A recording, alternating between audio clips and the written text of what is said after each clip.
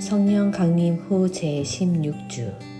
오늘 하나님이 우리에게 주신 말씀은 사무엘상 17장 1절에서 11절의 말씀입니다.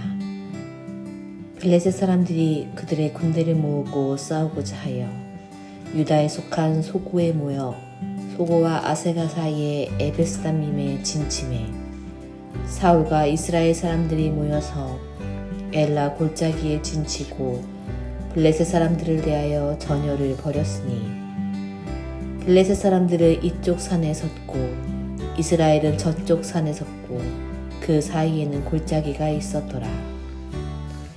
블레셋 사람들의 진영에서 싸움을 도두는 자가 왔는데 그의 이름은 골리앗이요 가드 사람이라. 그의 키는 6규비 한 뼘이요 머리에는 노투구를 썼고 몸에는 비늘 갑옷을 입었으니 그 갑옷의 무게가 놋 5,000세겔이며 그의 다리에는 놋 각반을 쳤고 어깨 사이에는 놋 단창을 메었으니 그 창 자루는 배틀째 같고 창날은 철 600세겔이며 방패든 자가 앞서 행하더라. 그가 서서 이스라엘 군대를 향하여 외쳐 이르되 너희가 어찌하여 나와서 전열을 벌였느냐.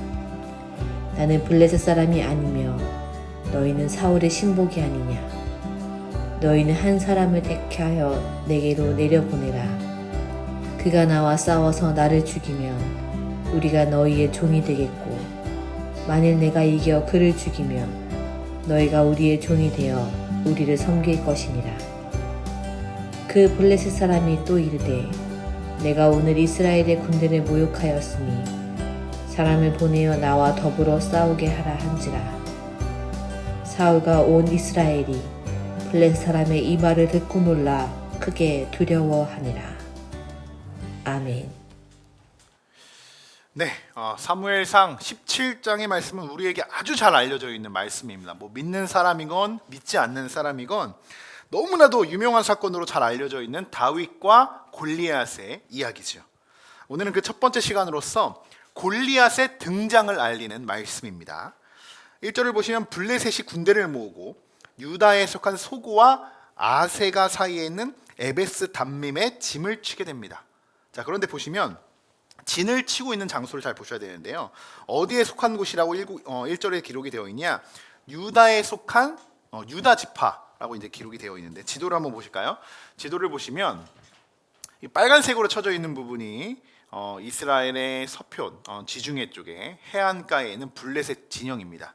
그리고 지금은 남왕국 북이스라엘로 나눠져 있는데 이것은 그 당시 다윗과 이 사무엘의 시대가 아니라 이후에 왕국이 두 왕국으로 이스라엘 분열되어 있던 나라의 지도입니다. 제가 오늘 본문에 대한 말씀의 지도를 좀 찾아봤는데 이것이 우리가 알아보기에 좀 쉽지 않은 지도로 되어 있어서 제가 후에 블레셋 진영이 담긴 지도를 좀 갖고 왔고요. 지금 이 블레셋 해안가에 있는 블레셋이 이 남왕국이라고 써 있는 그 가드 쪽이죠. 가드 쪽 바로 옆쪽이 오늘 본문에 나와 있는 에베스 담림이라는 곳이에요. 지도 하나를 더 볼까요?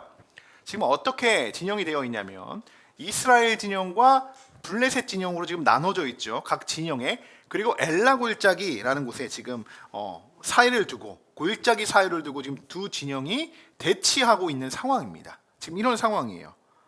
자, 지금 이 지도상 이것이 지금 왜 중요하냐? 이미 블레셋이요 이스라엘의 경계를 넘어왔다는 이야기입니다. 이미 지금 여기는 블레셋이 아니에요. 경계도 아니고요. 이미 유다 땅 아닌 거예요. 지금 유다 지파 안에 있는 지금 들어온 거예요. 이미 쳐들어왔다는 거예요. 아마도 지금 블레셋은요 몹시 화가 나 있을 겁니다. 몹시. 왜일까요? 얼마 전에 요나단이 소년 한 명을 데리고 가서 완전히 전쟁을 그 승리를 이끌었기 때문이죠. 질 수 없는 싸움이었잖아요. 단 2명이 한 명의 그 무기도 없었어요. 혼자만 칼을 들고요. 그렇게 진영으로 나아갔는데 그 전쟁이 승리로 이끌어 주신 하나님. 정말 그 놀라운 하나님의 기적 사건을 우리가 살펴봤었는데 그리고 사울이 이제 뒤늦게 나타나서 그들을 끝까지 따라가서 막 진멸하고자 했던 그런 우리 말씀을 살펴봤었는데요. 그들이 볼 때는 질 수 없는 전쟁이었어요. 그래서 밑에 있는 요나단에게 그래 너가 싸울 수 있으면 한번 올라와 봐라. 라고 그렇게 아주 너무나도 당당하게 그렇게 이야기했던 부분이 있었는데 완전히 패배하고 자 다시 이들이 복수의 칼을 갈았을 겁니다. 우리가 이번엔 잘 준비해서 이스라엘을 진멸해야겠다. 두 번은 질 수 없겠죠. 그래서 이번에는 만반의 준비를 다하고 이스라엘을 공격해 오게 된 것입니다. 그렇게 블레셋과 이스라엘은 이 골짜기를 사이에 두고 아까 사진 보신 것처럼 서로 양쪽 산 위에 언덕에 지금 올라가 있어요. 오늘 올라가서 지금 진을 치고 있어요. 블레셋은요 공격 태세죠. 그리고 이스라엘은 수비 태세로 정말 일촉즉발의 상황이었을 겁니다. 그래서 자꾸 도발하는 사람이 한 명 있어요. 누굴까요? 골리앗. 4절의 말씀 우리 한번 다시 읽어보겠습니다. 블레셋 사람들의 진영에서 싸움을 도두는 자가 왔는데 그의 이름은 골리앗이요 가드 사람이라. 그의 키는 6규빗 한 뼘이요. 아멘. 자, 4절부터 이제 7절까지가 골리앗이 어떤 사람인지를 소개하고 있습니다. 자, 골리앗의 모습을 한번 볼까요? 키를 보면요, 6규빗 한 뼘. 한 규빗이라는 것은 이 손가락 끝에서부터 팔꿈치까지를 한 규빗으로 나누는데요, 약 한 45cm 정도로 나눕니다. 그래서 그러니까 키를 보면 3m 정도가 된다는 거예요. 이 키가. 제가 한 2m가 좀 넘으니까 훨씬 커요. 저가 두 배 한 천장 정도 달 정도로 굉장히 크죠. 그리고 머리에는 노트구를 썼고요. 몸에는 비닐 갑옷으로 치장을 했어요. 오철세겔이래요. 오철세겔. 비닐 갑옷이. 세겔은 이제 단위죠. 5,000세겔은 단위로 따져 보니까요 57kg. 거의 성인 여자의 만큼의 무게를 지금 몸에 지니고 있는 거예요. 갑옷으로. 굉장하죠. 그리고 다리에는 녹각반. 다리 다치지 않도록 다 감싸는 거죠. 그리고 어깨에도 창이 있어요. 지금 창을 메고 있죠. 어깨에도 단창을 메고 있고요. 창자루도 아주 길어요. 배틀체 같은 창자루를 길고 있는데 그게 600세겔이래요. 이 창의 무게가 15kg입니다. 그러니까 지금 녹반이고 뭐 투구도 다 빼고요. 갑옷과 창만 해도요 지금 거의 한 70kg 가까이 되는 거예요. 그걸 들고 지금 몸에 다 치장하고 이만한 사람이요. 지금 이 언덕 위에 서가지고 자꾸 도발을 하고 있다는 거예요. 그러면 실제로 골리앗이 우리 앞에 있으면 어떨까요? 여러분 최응만 아시죠? 최응만은 3m도 안 됩니다. 그런데 방송에 나오는 거 보면요 우리가 요만해져요. 최응만은 이만한데 근데 최응만보다 훨씬 더 크고 강했던 사람이 골리앗이라는 거예요. 그러니까 골리앗 옆에 최응만이 서 있으면 우리처럼 되겠죠. 최응만이 그렇게 되겠죠. 근데 키만 클 뿐만이 아니라 완전 무장을 하고 있다는 겁니다. 완전 무장을. 이런 골리앗이 이스라엘 백성들을 향해서 소리를 지르기 시작해요.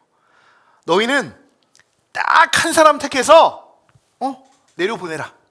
나랑 1대1로 한번 붙어보자. 계속 이렇게 도발을 하는 겁니다. 전투를 신청해요. 그리고 조건을 걸죠. 만약 누구든지 나를 죽인다면 우리가 너희 종이 되겠다. 그런데 내가 이기면 너희가 우리 종이 되어야 돼. 라고 계속 도발을 합니다. 여러분 지금 골리앗이 사실 정정당당한 싸움을 요청하고 있는 걸까요? 이거는 위협하고 있는 겁니다. 사실 위협하고 있는 거예요. 이스라엘 백성들은 이미 두려움에 떨고 있어요. 이미 골리앗의 모습을 보고 누가 선뜻 나서서 싸울 수 있겠습니까? 누가? 골리앗은 계속해서 이스라엘 백성들을 향해서 조롱하고 비웃습니다. 이걸 아주 쉬운 성경에서는 재미있게 아주 리얼리티하게 표현을 해놨어요. 제가 쉬운 성경으로 10절의 말씀을 가져왔는데 같이 한번 읽어보겠습니다. 골리앗은 또 이렇게 말하였습니다. 오늘 내가 너희 이스라엘 군대를 이렇게 조롱하는데 나와 싸울 놈이 없단 말이냐. 아멘. 아무도 단 한 명도 골리앗과 맞서 싸울 사람이 없습니다. 아무도 없어요. 그러니까 이스라엘은 지금 백성들은 골리앗의 말만 듣고 지금 펄펄 떨고 있는 거예요. 펄펄 떨고 있어요. 여러분 이래서 신앙을 지키는 것, 믿음으로 살아가는 것이 굉장히 어려운 것입니다. 지난 시간 그리고 우리가 지지난 시간 우리가 어떤 말씀을 계속 살펴봤습니까? 다윗이 사무엘에게 기름 부음을 받았고 다윗이 수금을 연주할 때 사울에게서 악령이 떠나가게 돼. 아주 상쾌하게 사울이 다 깨끗하게 고쳐지는 그런 것을 말씀을 우리가 묵상했었죠. 그러니까 사무엘상 16장이 우리에게 가져다주는 여러분 핵심적인 메시지는 무엇이었냐? 이거예요. 하나님은 외모가 아니라 중심을 보신다는 거예요. 16장의 말씀의 핵심이 딱 키워드로 뽑아보냐면 외모를 보시는 하나님이 아니라 중심을 보시는 하나님이라는 거예요. 그리고 나서 17장의 말씀이 이어지는 겁니다. 골리앗이 등장해요. 외모로서 가장 강한 골리앗이 등장을 하고 있다는 거예요. 그렇게 외적인 것이 아니다. 너희들 외적인 거 아무것도 중요하지 않다. 내면적으로 이 중심이 중요하다. 라고 늘 이렇게 말씀해 주시고 내적인 것을 바라봐야 한다고 16장에 그렇게 말씀하셨음에도 불구하고 지금 이스라엘 백성들은 또다시 외적인 골리앗 그 모습을 바라보며 두려워 떨고 있는 거예요. 골리앗 사울과 다를 바가 없습니다. 왜요? 골리앗을 지배하고 있는 영은 어떤 영일까요? 하나님의 영일까요? 악한 영이겠죠. 하나님을 대적하는 악한 영이잖아요. 그러면 얼마 되지 않는 이 사건, 이스라엘의 백성들은 이 문제를 어떤 시선으로 어떻게 풀어갔어야 하는가? 가장 먼저 우리에게 질문하는 하나님의 메시지인 겁니다. 중심이 그렇게 중요하다. 내적으로 그렇게 중요하다. 하나님의 영이 악한 영을 한순간에 다 물리치고 깨끗하게 하실 수 있다. 치유하실 수 있다. 보여주셨어요. 그 다음에 지금 골리앗이 나타난 거예요. 그럼 어떻게 이것을 우리가 어떻게 대처해야 된다는 거예요? 동일하게 대처하면 되잖아요. 동일하게. 그 악한 영을 하나님의 크신 영으로 우리를 감동케 하셔서 싸워 이길 수 있게 하나님 우리에게 역사하여 주시옵소서. 이것이 아니겠습니까? 외적인 현실의 두려움에 쌓이기보다는 하나님의 영이 다윗뿐만이 아니라 이제 우리 안에 크게 다시 한번 감동되어서 이전에 그랬잖아요. 이전에 경험도 있어요. 요나단이 블레셋 진영들을 다 물리친 것처럼 서로 그들이 싸우게 만들었잖아요. 하나님께서 하신 것이죠.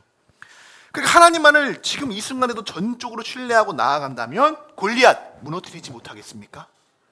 저는 그렇지 않다고 생각해요. 한순간에 골리앗 무너뜨릴 수 있다고 생각합니다. 우리는 이런 현실 앞에서 선택의 기로에 서게 되는 거예요. 알고는 있어요. 두렵죠. 막 겁이 나죠. 떨려요. 용기가 나지 않습니다. 가야 되는데 갈 수가 없어요. 그런데 그 원인이 어디서부터인지를 잘 생각해 보십시오. 내가 왜 이렇게 떨고 있는가? 왜 두려워하고 있는가? 외적인 요소 때문인가? 내적인 요소 때문인가? 잘 생각해 보면요.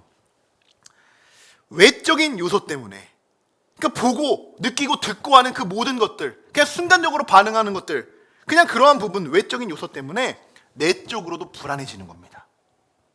그러니까 내적으로 내가 강해야 돼요. 먼저 중심적으로 흔들리지 않을 수 있는 믿음의 사람으로 딱 굳혀져 있다면 내가 바라보는 모든 것이 하나님의 영의 사람으로 보일 겁니다.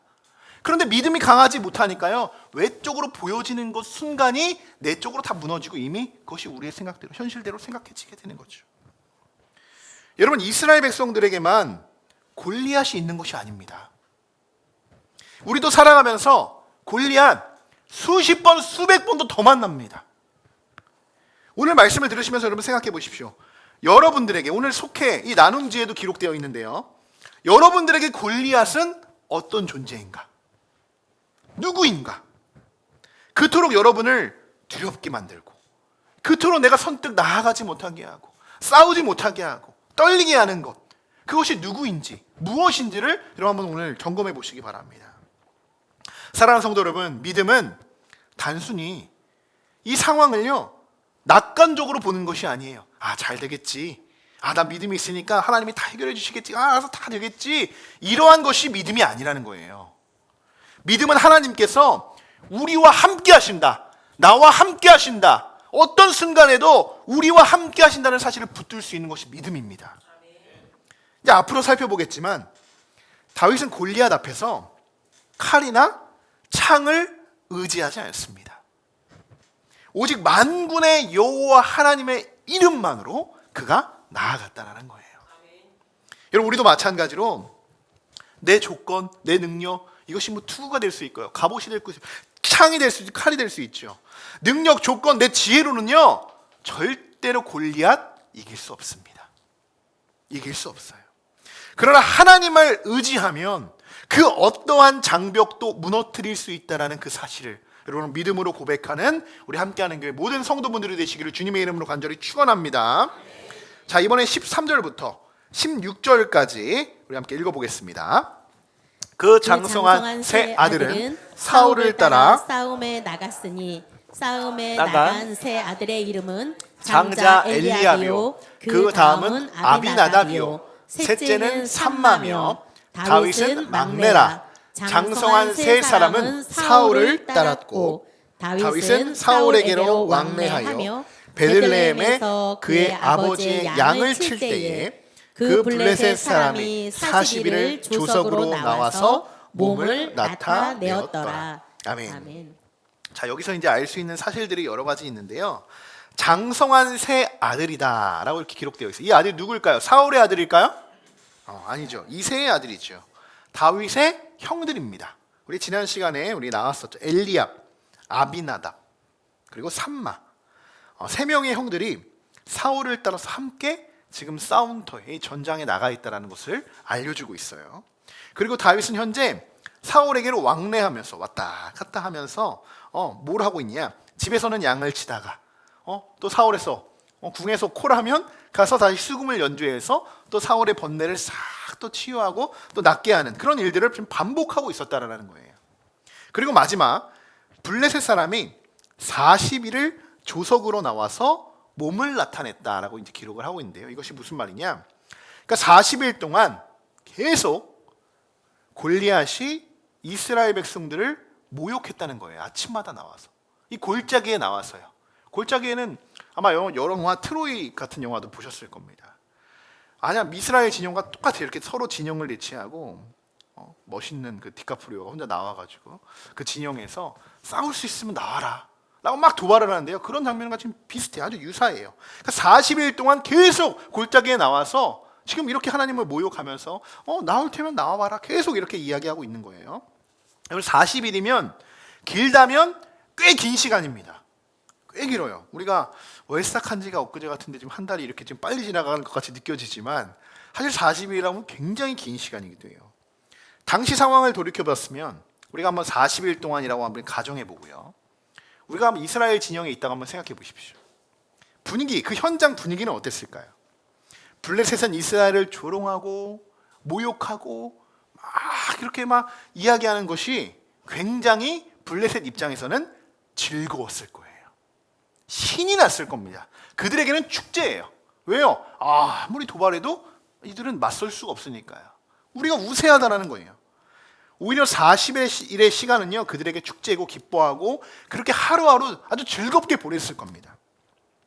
그런데 이스라엘 백성들의 입장에서 40일의 시간은 어떤 시간이었을까? 여러분 어떤 시간이었을 것 같습니까? 공포 그 자체였겠죠. 아니 언제 잠도 못 잤을 겁니다. 언제 어떻게 쳐들어올지도 모르고 계속 이렇게 아침마다 우리를 공격하고 어떻게 도발할지 모르니까 너무나도 공포 그 자체 속에 있었을 거예요. 하나님을 모욕하는 골리앗의 말만 계속 옆에서 듣고만 있어야 했어요. 그렇게 하나님을 모욕하는 소리를 계속 듣고만 했어요. 근데 현실은 어때요? 듣기는 싫죠. 하나님을 모욕하는 그 소리를요 계속 해오는데 듣기는 싫어요. 그런데 싫다고 해서 골리앗 앞에 나설 자는 단 한 명도 없었다는 거예요. 40일 동안 그것이 반복되는 거예요. 너무나도 듣기 싫어요. 너무나도 괴로워요. 너무나도 두려워요. 그런데 어때요? 나서서 나가서 싸울 사람이 단 한 명도 없다는 거예요. 단 한 명도. 여러분들 같으면 어떻게 하셨겠습니까? 우리가 이스라엘 백성들이 있다면 그 많은 군사 중에 한 명이라고 생각해 보세요. 우리라면 어떻게 했을까요? 이 40일 동안. 요즘 아이들을 키우는 우리 젊은 세대들을 보면요, 저도 마찬가지로 누군가가 자식들을 보면서 모르는 사람들이 이렇게 지나가다 이렇게 쓴 소리를 하면요 난리 납니다. 요즘엔 난리 납니다. 심지어 칭찬도 잘해야 돼요. 큰일 납니다. 예쁘다고 머리 만졌다가는 경찰서에 가는 그런 시대예요 요즘에. 여러분 또 살다 보면요 뭐 의견차 뭐 여러 가지 오해 부딪히는 일들이 우리가 얼마나 많아요. 그런데요 아주 조금만 나에게 듣기 싫은 말들을 나에게 해온다 라고 생각해 보십시오. 어떻게 합니까? 참지 못해요. 참지 못합니다. 그럼 한번 이렇게 생각해 보자는 거예요. 그렇게 듣고 싶지 않은 말, 너무나도 싫어요. 너무나도 모욕스러운 말이에요. 근데 그것도 내가 아닌 하나님을 모욕하고 있다라고 생각해 보십시오. 우리는 왜 반응하지 못하고 가만히 있는가? 왜? 우리 자식한테는 이러네 하면 우리는 발끈하고, 나에게 조금만 쓴소리 하면 나는 참지 못하고 대적하고 막 어떻게든 나중에 복수하려고 칼을 가는데, 하나님을 모욕하고 있는 그 골리앗을 바라보면서 우리는 왜 아무것도 하지 못하는가? 왜 아무것도 하지 못하는가? 저는 이스라엘 백성들의 모습을 보면서 지금 우리의 모습과 똑같다고 생각합니다. 여러분, 우리가 듣기만 하고요, 아무것도 하지 않는다면 그들은 어떻게 하겠어요? 계속적으로 조롱하고 올 거예요. 멈추지 않을 겁니다. 멈추지 않을 거예요. 세상 사람들이 나를 모욕한다? 그럼요, 솔직히 말해서요, 반대로는 참을 수 있어야 돼요. 뭐 그게 뭐라고요? 그때 잠깐 내가 좀 쓴소리 듣고 또 기분 좋지 않은 말 있어요, 그냥 삭히면요, 시간이 지나면 어느 정도 해결이 돼요. 아물게 됩니다. 그것이 뭐라고요? 그것이 세상의 상처들이에요. 그런데요, 하나님을 모욕하는 것은요, 참을 수가 없다라는 거예요. 참으면 안 됩니다. 세상 싸움에서도요, 여러분 그렇잖아요. 자녀들 싸움에서 가장 크게 번지는 싸움이 뭐예요? 그 자녀들의 입에서 부모 욕했을 때, 부모를 모욕할 때요, 그 싸움은 가정으로 번져납니다. 가문으로 번져나요. 큰일 나요. 그런데요, 부모님도 입에 언급되는 걸 그렇게 위험하게 생각하고 안 된다고 생각하는데, 우리의 전능하신, 우리의 아버지 되시는, 우리의 주인 되시는 하나님의 이름이 그 세상에서 모욕당하고 있는데 우리는 왜 참고 있냐는 거예요. 왜? 여러분, 우리가 잘 알고 있는 말씀입니다. 여기 모르는 분 아무도 없을 거예요. 시편 23편의 말씀, 여러분 다 아시죠? 다 압니다. 4절 5절 같이 한번 읽어보겠습니다. 내가 사망의 음침한 골짜기로 다닐지라도 해를 두려워하지 않을 것은 주께서 나와 함께 하심이라. 주의 지팡이가 막대기가 나를 안위하시나니. 주께서 내 원수의 목전에서 내게 상을 차려주시고 기름을 내 머리에 부으셨으니 내 잔이 넘치나이다. 아멘. 여러분 믿으십니까? 시편 23편의 말씀을요, 그냥 외우고만 있는 것이 아니라, 1절의 말씀 어떻게 시작되죠? 맞아요. 이 말씀을 그냥 외우고만 있는 것이 아니라 하나님은 이 말씀대로요, 실천하고 그렇게 살아가는 사람을 찾으십니다. 그러고 그 사람에게 승리의 기쁨도 안겨주시는 거예요. 알고만 있는 것과요, 그것을 실천하는 것, 이것은 완전히 다른 이야기입니다. 완전히 다른 이야기예요. 40일 동안 이스라엘 백성들이 여러분 뭐 했겠습니까? 저는 그렇게 생각해요. 기도하지 않았겠어요, 여러분? 기도하지 않았겠어요? 그들이 막 떨면서 아무것도 하지 않았다고 저는 생각되지 않습니다. 그래도 하나님의 자녀들이잖아요. 기도했을 거예요. 그런데 왜 하나님은 40일 동안 아무것도 하지 않으셨을까? 바로 이겁니다. 기도 물론 해야 됩니다. 물론 해야죠. 당연히 해야죠. 이런 상황 속에 더 하나님의 기도하며 간구하며 오히려 이런 시간에 더 금식하며 우리가 힘을 다해야 돼요. 그런데 기도만 하는 것이 아니라 만군의 여호와의 이름으로 골리앗 앞에 나가 싸울 수 있는 절대적인 믿음을 지금 요구하고 계신다는 거예요. 기도는 누구나 다 할 수 있는 겁니다. 누구나. 아니, 다 해야 되는 거예요. 그런데 믿음으로 그 싸움의 전장터에 나가는 것은요, 나의 선택입니다. 하나님이 나에게 주신 믿음을 가지고, 내가 그 믿음을 가지고 죽어도 좋습니다. 하나님, 내가 여호와의 이름으로 내가 그와 나가 싸우겠습니다라고 하는 것, 그것은 기도와는 또 다른 부분이라는 거예요. 또 다른 부분. 주께서 내 원수의 목전에서 내게 상을 차려주시고, 지금 딱 이 상황이죠. 원수의 목전이에요. 그런데 다윗에게 오늘 상을 차려주시고, 그리고 어떻게 되냐? 내 머리에 기름을 부으신다는 거예요. 하나님의 성령이 다윗에게 부어지겠죠. 그리고 내 잔이 넘치나이다. 여러분, 다윗의 이 고백은요, 훗날 기록된 고백이겠죠. 이런 고백은 그냥 나온 것이 아니라요, 15살밖에 되지 않았던 다윗에게 골리앗과 맞붙어 싸워서 믿음으로 승리할 수 있는 이러한 경험들이 있었기 때문에 다윗이 훗날 여호와는 나의 목자시니 이 원수의 목전에서 내게 상을 차려주셨습니다 라고 고백할 수 있었던 것입니다. 이전에 이런 경험들이 없었으면 다윗은 이런 고백을 할 수가 없었을 거예요. 사랑하는 성도 여러분, 지금 우리의 삶 속에서 내 앞에 있는 골리앗이 아무리 크게 보여도요, 두려워하지 마시기 바랍니다. 하나님은 이미 여러분의 삶 가운데서도요, 다윗과 같이 이미 모든 것을 다 계획하시고 준비하고 계십니다. 그 다윗이 여러분 곧 나 자신일 수도 있고 여러분의 자녀일 수도 있고요, 우리 공동체일 수도 있습니다. 근데 중요한 것은 무엇이냐? 우리의 믿음의 행위를 보신다는 거예요. 믿음의 행위를. 네가 나를 절대적으로 신뢰할 수 있느냐? 늘 우리가 기도하면서 우리 묻잖아요. 하나님, 내가 어떻게 해야 합니까? 하나님 우리에게 물으시는 거예요. 그럼 네가 나를 절대적으로 신뢰할 수 있느냐? 그럼 우리는 그 기도의 응답을 어떻게 믿음으로, 삶으로 나타낼 것이냐는 질문이에요.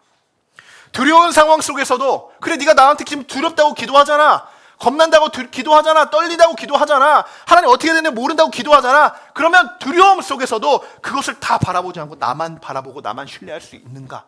라고 하나님 우리에게 응답하시고 음성을 우리에게 들려주시면 우리는 어떻게 하겠냐는 거예요. 그 상대가 골리앗, 세상에일지라도요, 만군의 여호와 하나님으로 이름으로 너희가 싸울 수 있느냐고 물으실 때, 여러분은 우리가 아멘으로 화답하고 여호와 하나님의 이름으로 그 전쟁터에 나가 싸워 이기시기를 주님의 이름으로 간절히 축원합니다. 이제 오늘 말씀을 정리합니다. 이스라엘은 이미 경계선을 넘어 들어온 블레셋의 위협 앞에 지금 서 있습니다. 골리앗은 단순히 거인이 아니라요, 완전 무장한 채 이스라엘을 모욕하고 하나님을 대적하는 악한 영에 사로잡혀 있는 존재였어요. 그의 키와 무기, 외적인 조건만을 바라보는 이스라엘은 40일 동안 두려움에 떨기만 했지 아무도 나서 싸울 수가 없었습니다. 그러나 하나님은 사람의 외모나 조건을 보지 않으시고요, 중심을 보신다고 말씀하셨어요. 하나님께서는 이미 다윗을 준비하셨습니다. 여러분, 사람들의 눈에는요 아직 작고 어리잖아요. 작고 어려요. 막내로 그냥 불과하고 그로 불리지만 하나님의 눈에는 다윗은 믿음의 사람이었습니다. 만군의 여호와의 이름으로 담대히 나아갈 수 있는 한 사람, 다윗밖에 없었습니다. 이 자세한 내용들은 이제 우리가 다음 시간과 또 그 다음 시간으로 살펴볼 텐데요, 오늘 우리의 삶에도 여러분, 골리앗은 분명 존재합니다. 분명 존재해요. 문제는 두려움. 이 문제와 두려움, 때로는 우리의 신앙을 조롱하고 무너뜨리고 수많은 도전들이 우리 앞에 서 있어요. 우리를 모욕해요. 세상 사람들은 막 하나님을 욕하고 모욕합니다. 그리스도인들을 핍박하죠. 그럴 때 우리는 어떻게 할 것인가? 오늘 우리에게 분명히 하나님 말씀하십니다.